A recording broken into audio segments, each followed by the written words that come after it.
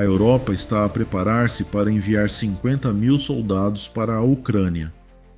Putin já não é aceitável para o continente.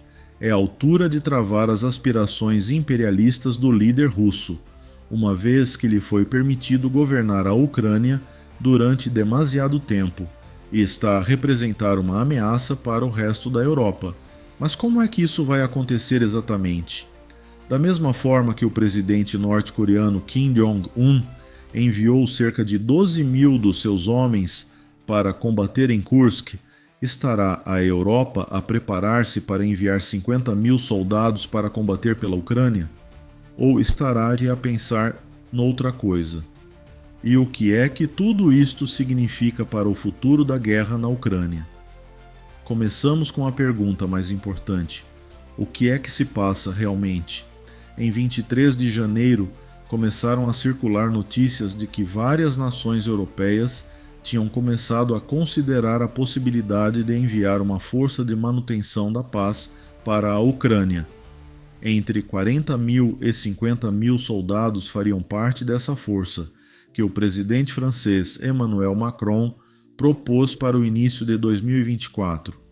O seu objetivo seria estabelecer uma zona desmilitarizada entre a Rússia e a Ucrânia, impenetrável por ambas as partes. De acordo com as fontes, não haverá combates ativos envolvendo o exército europeu. Em vez disso, o exército europeu seria posicionado ao longo de uma fronteira pré-estabelecida entre a Rússia e a Ucrânia, actuando como uma barreira para manter os dois países separados. A proposta foi feita na sequência de declarações do presidente ucraniano Volodymyr Zelensky, segundo as quais o seu país está receptivo a um cessar-fogo, mas que o acordo só poderia ser alcançado com a total cooperação dos aliados da Ucrânia. Sem eles, não seria possível um acordo justo e, por conseguinte, sem tropas europeias no terreno, os soldados de Putin acabariam por lançar outra invasão. Macron concorda com esta ideia. Em janeiro de 2025, falou com Zelensky, durante o qual o presidente de França terá afirmado que o envio de tropas francesas para a Ucrânia era uma possibilidade. Discutimos a iniciativa francesa de enviar contingentes militares para a Ucrânia como uma dessas garantias, disse Zelensky após a reunião, referindo-se às promessas da França de ajudar a Ucrânia a defender-se. Temos em conta as medidas exequíveis para a sua execução, o seu potencial de crescimento e a participação de outras nações. A França não é o único país a considerar o envio de tropas para a Ucrânia. O Reino Unido também está a ponderar juntar-se à luta. De acordo com a MSN, os Países Baixos, os países nórdicos da Suécia, Finlândia e Noruega, bem como os estados bálticos da Lituânia, Estônia e Letônia, estão a pensar em enviar tropas, estando já em curso os primeiros preparativos no Reino Unido e em França para reunir essas forças. Pensa-se também que o primeiro-ministro britânico Keir Starmer está a preparar-se para uma reunião informal com o secretário-geral da NATO, Mark Rutte, para falar mais sobre o conceito. Isso poderia ser suficiente mesmo que os 50 mil soldados viessem apenas da França e do Reino Unido. De acordo com o agregador militar Global Firepower, o Reino Unido tem 184.860 militares no ativo. Com 200 mil militares no ativo em França, os dois países somam 384.860. Poderá ser difícil retirar 50 mil soldados destes exércitos permanentes. Embora ambos disponham de reservas, isso indicaria um enfraquecimento global de 12%. O Reino Unido pode mesmo retirar todos os 50 mil das suas 924 mil reservas. Por conseguinte, é viável enviar 50 mil tropas europeias para a Ucrânia, mesmo que apenas a França e o Reino Unido estejam envolvidos. Vladimir Putin, no entanto, é um obstáculo significativo no caminho do plano. Em 18 de fevereiro, o presidente russo negou categoricamente a ideia de que qualquer país europeu enviaria tropas para Ucrânia, através de Sergei Lavrov, ministro dos Negócios Estrangeiros da Rússia. De acordo com Lavrov, nada muda quando os membros da NATO estão presentes, quer arvorem a sua própria bandeira nacional, a bandeira da UE ou uma bandeira estrangeira. Naturalmente, consideramos esta situação intolerável. Após a reunião do presidente dos Esfresgo, Donald Trump, com os líderes russos na Arábia Saudita, estas observações foram feitas. A conversa sobre a forma de trazer a paz à Ucrânia começou nessa reunião, mas faltava-lhe uma componente crucial: a Ucrânia. Além disso, os dirigentes russos instaram o Ocidente a renunciar a uma promessa de 2008, que dava a entender que a Ucrânia acabaria por aderir à NATO. A mensagem de Putin é direta.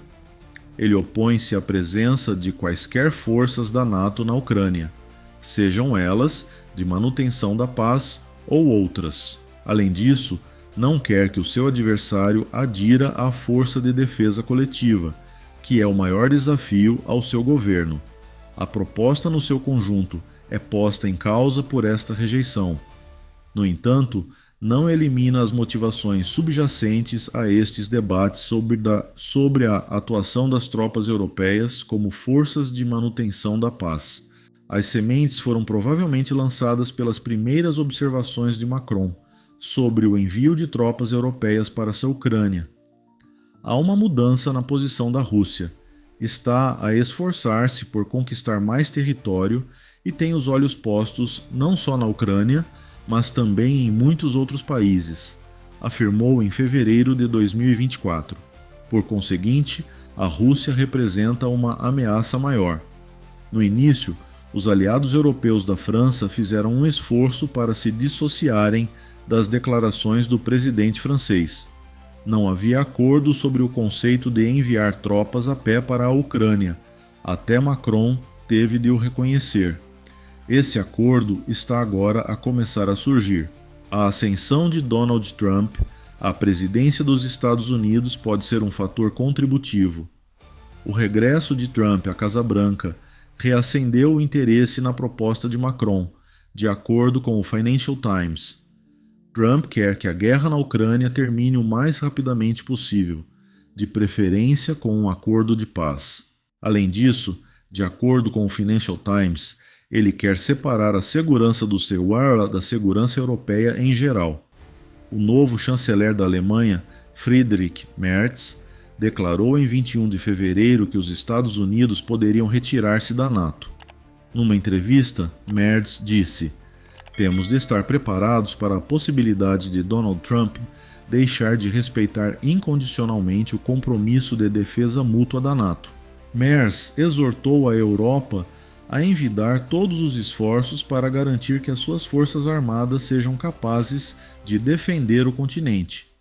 A Europa poderia conseguir isso enviando 50.000 soldados como força de paz para a Ucrânia. Outra prioridade máxima parece ser preparar esses 50.000 soldados para um possível conflito com Putin. Muitos na Europa estão a começar a considerar a ideia de enviar soldados para a Ucrânia, especialmente tendo em conta o declínio das hipóteses de a Ucrânia aderir à NATO, o que parece impossível enquanto Putin estiver em guerra no país. Essas nações europeias não têm qualquer desejo de entrar no conflito, mas agora a França, o Reino Unido e vários outros países parecem pensar que Putin pode ser dissuadido de avançar com a sua operação militar especial, projectando poder enquanto continua a servir como força de manutenção da paz. Chegou o momento de começar a demonstrar a Trump que o resto da Europa está preparada, especialmente porque Trump pode retirar os EUs da equação, ou pelo menos reduzir o seu papel. Para além disso, a Europa ganharia duas vantagens com o envio de 50.000 tropas. Ao mesmo tempo que reduz o montante que o continente como um todo gasta na prestação de assistência militar à Ucrânia, pode, no entanto, demonstrar apoio ao país. Além disso, O envio conjunto destes 50 mil soldados permitiria aos países europeus reforçar os seus próprios laços de segurança, o que muitos considerariam essencial se pensassem que Putin tensionava realmente voltar a sua atenção para outros países se vencesse na Ucrânia. O próprio Zelensky é outro fator a ter em conta. O Guardian noticiou a presença de Zelensky no Fórum Econômico Mundial em Davos, na Suíça, a 21 de janeiro. O presidente da Ucrânia declarou que, antes de afirmar que a Ucrânia necessitaria de, pelo menos, 200 mil tropas europeias aliadas para a defender e ao resto do continente contra os objetivos de Putin, a Europa deve primeiro estabelecer-se como um ator global poderoso e vital. A ideia de que a Europa tem de aprender a cuidar de si própria porque o presidente Trump pode suspender a ajuda dos EUA serviu de enquadramento para o discurso. Zelensky chegou mesmo a afirmar que 200 mil seria o mínimo e que tudo o que fosse menos seria insignificante. Alguns dias depois, o presidente da Ucrânia recuou consideravelmente nessa estatística, dizendo a Bloomberg que tinha efetivamente informado um jornalista de que o número era de 200 mil, possivelmente mais ou menos. Esta afirmação contradiz o que declarou em Davos, talvez devido à impraticabilidade do número 200 mil. Este número é ainda superior ao número de soldados que participaram nos desembarques do dia D da Segunda Guerra Mundial, como refere o Financial Times. De acordo com a publicação, o número de 50 mil que está atualmente a ser divulgado é muito mais realista, e Kiev parece estar a aquecer a ideia de ter esse contingente a monitorizar uma linha da frente com mais de 620 milhas de comprimento. A Ucrânia e os seus parceiros europeus têm estado aparentemente envolvidos numa série de conversações nos bastidores. No entanto, é crucial notar uma coisa: não serão enviadas tropas para a Ucrânia tão cedo, apesar de as conversações estarem obviamente a intensificar-se. Não haverá um aumento súbito de 50 mil soldados europeus na Ucrânia. Tendo em conta as suas declarações em fevereiro sobre o impedimento da entrada de quaisquer forças da NATO na Ucrânia, isso seria uma escalada significativa que poderia forçar Putin a tomar medidas decisivas contra a Ucrânia e o resto da Europa. Só depois de uma deliberação minuciosa entre os aliados da Ucrânia, o que não está a se acontecer neste momento, e sob a égide de um plano de paz aprovado pela Rússia, é que as tropas europeias entrariam na Ucrânia. No entanto, a Europa não se pode dar ao luxo de hesitar demasiado tempo antes de empenhar estas forças. As nações europeias terão de estar prontas para avançar, uma vez que Trump parece empenhado em conseguir a paz, ou, no mínimo, um cessar-fogo, entre a Rússia e a Ucrânia. Isto é particularmente verdade se o que se pensa ser a proposta de paz de Trump se concretizar. No dia 28 de janeiro, o European Conservative publicou um artigo sobre uma fuga de informação sobre o suposto plano de 100 dias de Trump para acabar com a guerra na Ucrânia. De acordo com essa ideia, a Ucrânia teria de renunciar às suas ambições de aderir à NATO e declarar-se neutra até pelo menos 2030. Em troca, os EBU continuariam a dar apoio militar, enquanto a Ucrânia poderia manter o seu exército atual, e a Europa ajudaria na reconstrução pós-guerra do país, que é talvez onde uma DMZ tripulada por 50 mil soldados europeus seria útil. O plano também exige que a Ucrânia ceda a área que já perdeu para a Rússia e se comprometa a não tentar retomá-la, bem como o envio de uma força internacional de manutenção da paz, muito provavelmente com uma participação europeia significativa. Esta é provavelmente a ideia que Trump e Putin discutiram na Arábia Saudita. Mesmo que Putin se oponha categoricamente ao conceito de soldados europeus de manutenção da paz, Trump pode querer defendê-lo na mesma. O que aconteceria se Putin mudasse de ideias e permitisse que uma missão de manutenção da paz europeia utilizasse forças? A robustez é a primeira preocupação, de acordo com Camille Graham, antigo funcionário da NATO e atual membro do Conselho Europeu de Relações Externas. Segundo o Financial Times, qualquer destacamento de tropas europeias teria de ser suficientemente grande para não precisar de ser reforçado de imediato e não ser entendido pela NATO como um compromisso de retaguarda, bem como suficientemente forte para evitar ser um alvo fácil que a Rússia testaria de imediato. O último ponto é particularmente crucial. Putin pode já considerar o destacamento destas tropas como uma escalada. Dado que o líder russo tem acusado a NATO de utilizar a Ucrânia como um representante quase desde o início da sua operação militar especial, qualquer indício de envolvimento só levaria a uma nova escalada. Neste caso, é necessário encontrar um equilíbrio. Graham propõe que a NATO possa continuar a desempenhar um papel no âmbito da estrutura Berlim Plus, que é um acordo que permite à UE utilizar parte dos poderes de planeamento da NATO para apoiar iniciativas como esta. Esta estrutura já foi utilizada pela UE na Bósnia e Herzegovina e permitiria ao Reino Unido enviar soldados para a Ucrânia sem que Putin pudesse acusar a NATO de interferência. Relativamente ao aspecto real da DMZ, a Europa poderia pensar em algo semelhante à separação entre a Coreia do Norte e a Coreia do Sul. Soldados de ambas as nações patrulham a DMZ mantida por essas nações, formando uma linha que teria de ser atravessada por uma delas para dar início a hostilidades. Talvez o plano seja fazer o mesmo entre a Rússia e a Ucrânia. Para ambas as partes, a DMZ serviria como um sistema de alerta precoce de que a outra está a atacar. Além disso, é provável que outras nações europeias sejam envolvidas, embora a Grã-Bretanha e a França pareçam ser as primeiras a fornecer as tropas que monitorizariam a DMZ. Desde maio de 2024, a Estônia tem vindo a considerar o envio de tropas para a Ucrânia. A Lituânia, outro estado báltico, também declarou que está disposta a enviar cerca de 100 soldados para ajudar no treino das forças ucranianas. Se a ideia de enviar 50.000 soldados europeus para a Ucrânia se concretizar, talvez esses 100 possam ser utilizados para patrulhar a DMZ.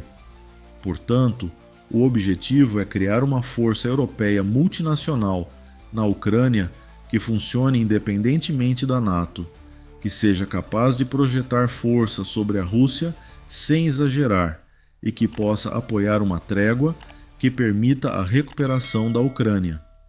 Por conseguinte, os 50.000 soldados europeus têm objetivos específicos em mente. Mas o plano não é perfeito.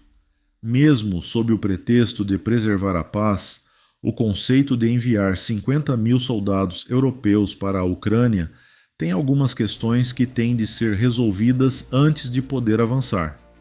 O mais importante é um dilema que sempre existiu na Europa quando se levanta a ideia de enviar tropas para a Ucrânia.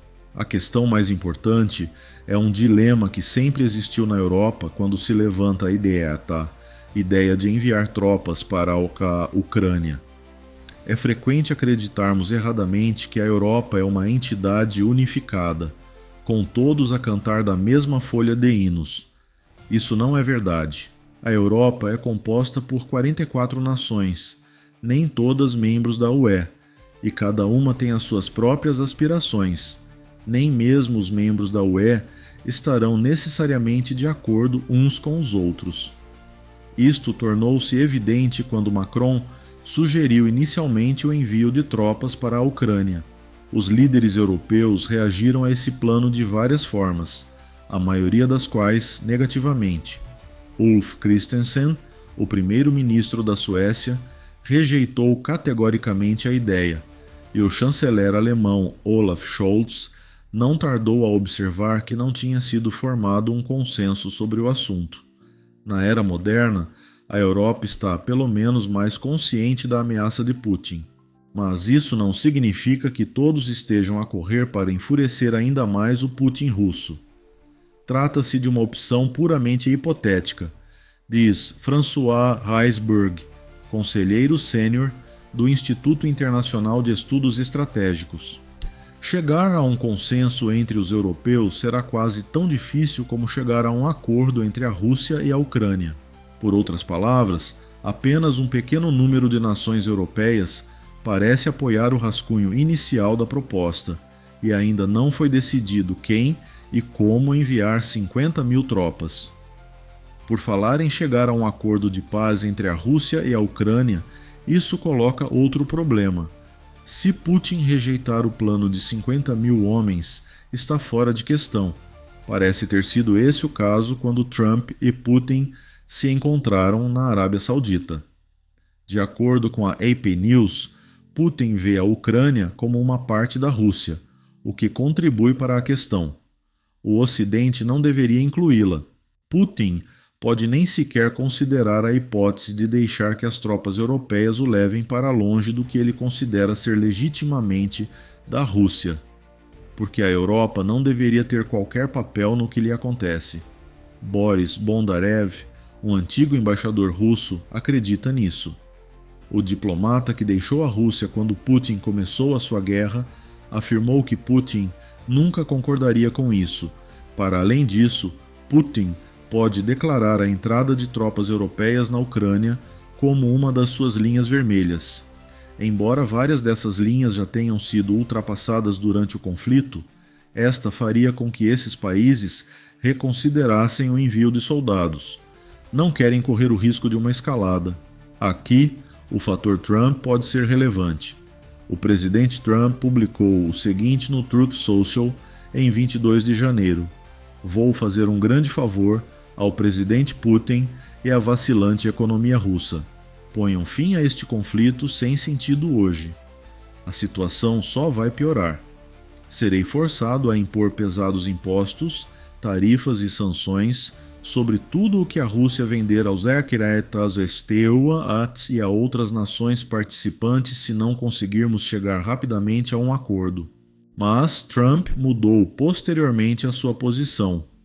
Acusando agora publicamente Zelensky de ser responsável pela guerra de Putin, Trump declarou a 21 de fevereiro que está farto da forma como o presidente da Ucrânia tem gerido a crise.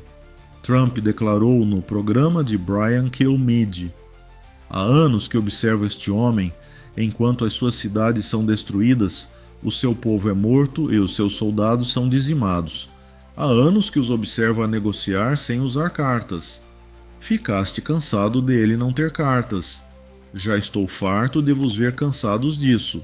Em vez de ameaçar a Rússia com tarifas, Trump está agora a ameaçar a UE. Com os planos da Europa de enviar 50.000 soldados para a Ucrânia, Trump transformou-se efetivamente numa carta selvagem. Se as especulações sobre a formulação do seu plano de paz forem verdadeiras, ele apoia a ideia durante um mês. No mês seguinte, acusa Zelensky de ter iniciado a guerra e de se ter reunido com Putin sem a participação da Ucrânia, dando a entender que vai defender uma paz mais aceitável para a Rússia. E, por último, mais uma coisa em que pensar: o Kremlin.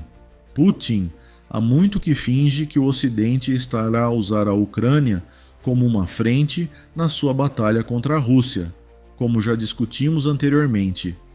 Putin tem feito um esforço concertado para promover esse ponto de vista dentro do Kremlin, e qualquer sugestão de que renunciaria a esse ponto de vista para permitir que as tropas europeias patrulhem perto da Rússia pode resultar no seu afastamento. Simon Woodwis, diretor do Objective Ukraine, considera que uma das coisas que ele tem empurrado pela garganta abaixo das pessoas na Rússia é que entramos na Ucrânia para impedir a Ucrânia, para impedir que as tropas da NATO entrem, para impedir que a Ucrânia se torne um membro da NATO, afirmou Woodwis numa entrevista à Times Radio em 24 de janeiro. De acordo com Woodwis, a entrada de tropas europeias quer sejam as 200 mil desejadas por Zelensky ou as 50 mil atualmente sugeridas, como parte de uma missão de manutenção de paz, estaria em oposição direta à mensagem que Putin tem tentado transmitir desde o início. Poderia correr o risco de ser visto pelo seu próprio povo como um mentiroso ou, pior para Putin, como um cobarde. Putin está agora a rejeitar a ideia de uma força de manutenção da paz europeia por causa disso. Woodwis comenta: "Não creio que isso seja bom para a sua saúde", referindo-se à possível aprovação por Putin de 50 mil tropas europeias para guardar a fronteira da Rússia com a Ucrânia. Escusado será dizer que alguém terá algo a dizer sobre o assunto, especialmente alguém que seja ainda mais agressivo do que ele. Putin está agora tão firmemente enraizado na sua própria propaganda que pode ser derrubado ou mesmo assassinado por um dos seus rivais políticos se permitir que as tropas europeias se aproximem do seu país. Se for esse o caso, as forças europeias com qualquer tipo de ligação à NATO podem estar envolvidas, tornando impossível até mesmo um acordo de paz que veja a Rússia anexar os cerca de 18% da Ucrânia que já detém. Putin poderá estar à espera de ver se os Estados Unidos retiram o seu apoio à Ucrânia. Se o fizer, pode pensar que é preferível que a Rússia continue a lutar, uma vez que, gradualmente, prevalecerá e dar-lhe-á a liderança da nação que sempre desejou, bem como um caminho para o resto da Europa no futuro. A União Europeia está a preparar-se para enviar 50 mil soldados para a Ucrânia. Há quem diga que tem de o fazer agora, se quiser contrariar as aspirações de Putin e encorajar qualquer forma de paz entre a Rússia e a Ucrânia. As atuais preocupações prendem-se com a questão de saber se Putin permitirá que estas botas no terreno entrem na Ucrânia e se chegarão demasiado tarde. Partilhe as suas opiniões na secção de comentários. Como é que as 50 mil tropas europeias afetam o conflito na Ucrânia? No futuro, permitirá Putin que uma força de manutenção da paz entre na Ucrânia? Obrigado por ver o vídeo e diga-nos o que pensa.